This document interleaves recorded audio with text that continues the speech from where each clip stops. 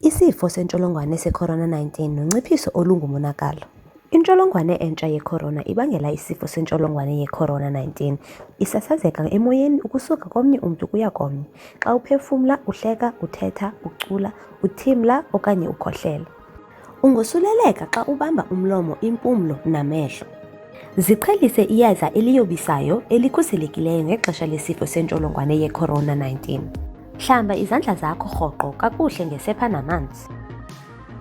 Phepha ukwabelana imibhobho yokutshaya izihlanganisi ngesigarethi ngemali engamaphepha uze uhlele izixhobo nezixhobo zokuhlaba. Zilungiselele amayeza ngokwakho.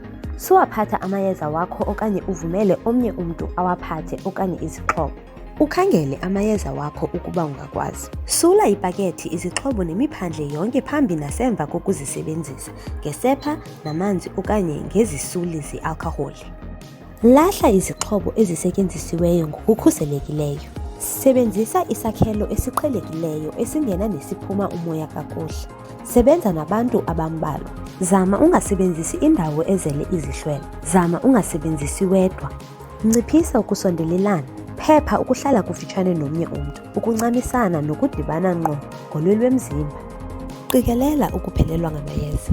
Fumanisa malunga naliphi unyango elinokusetyenziselwa endaweni yenye into.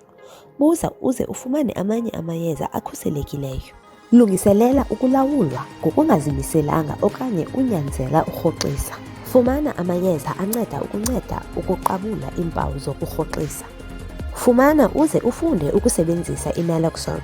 Yenza icebo lexesha likaxakeka lesixa esigqithisileyo. Yenza inketho zokunciphisa iingozi zakho. Ziqhelise ukusebenzisa iyeza elikhuselekileyo. Nqanda usulelo. Thintela i-COVID-19. Iimpilo zethu zisezandleni zethu.